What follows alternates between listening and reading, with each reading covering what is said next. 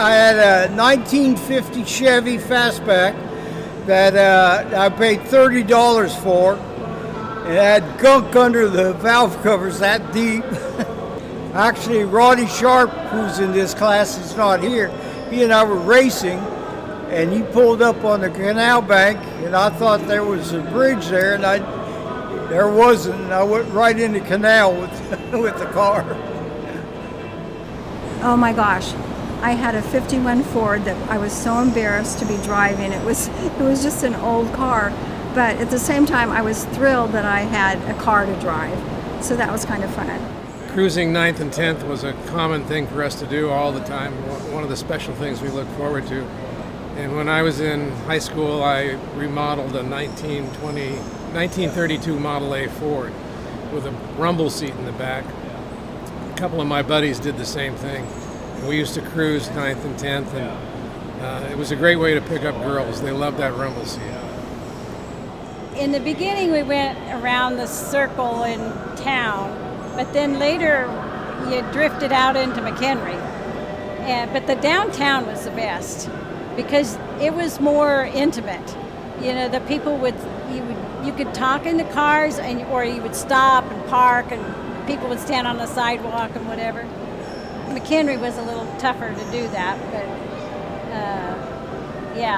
those were good days. I would cruise 10th Street, especially Thursday nights, just like in the movie American Graffiti. And just go over there and see who's uptown, who's buying, and of course what girls were there, and just cruise with friends. I wanted a car that started. That's what I wanted. Didn't have to push and jump in to go, you know. So that's. I had a 1960 Pontiac two-door hardtop Catalina black with chrome rims. It was about this high off the ground. It was a beautiful car. I smashed it up a couple of times, more than once anyway. Got a few tickets. It was not a good thing.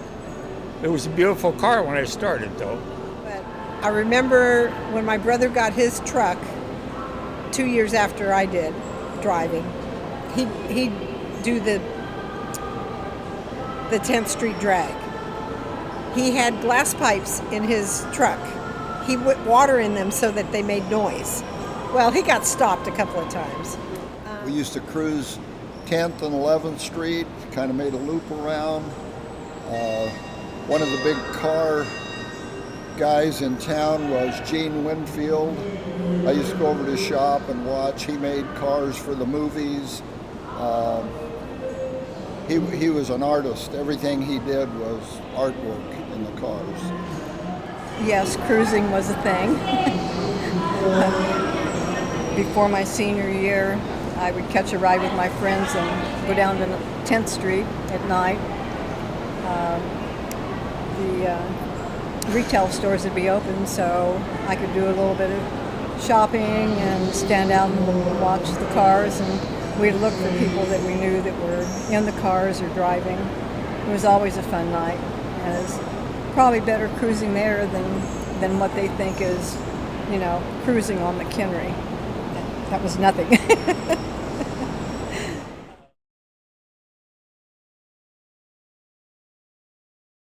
And what I remember about downtown Modesto, oh my gosh, J.C. Penney's was on the corner, but you went in and all the ladies' purses and accessories and stuff was on the left, and you went down in the basement and there was all the material, the fabric to make clothes, and it was a time when I still made clothes. We all did. And the mezzanine, and the best part was in the middle downstairs was the candy counter. Oh gosh, I love to get candy. But after high school, when I was going to junior college, the best part about downtown was Nickel News. They had all the kind of exciting magazines and newspapers from foreign places and East Coast cities, and I just thought, oh, how sophisticated. Here I am, and you know, I'm just nobody in Modesto, and there's this big world out there. I love Nickel News, man. I went there all the time. Well, I worked at a music store I can't remember the name of it, but it was sold records, and the guy in the back, the husband of the couple that owned it, would repair electronics. So if your radio wasn't working or your stereo wasn't working, you could bring it in and he'd actually fix it rather than saying, oh, you got to throw it away and get something new.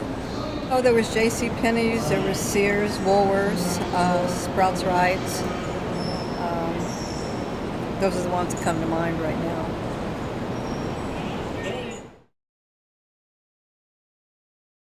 And what do I remember? Lots of things. I loved the music department.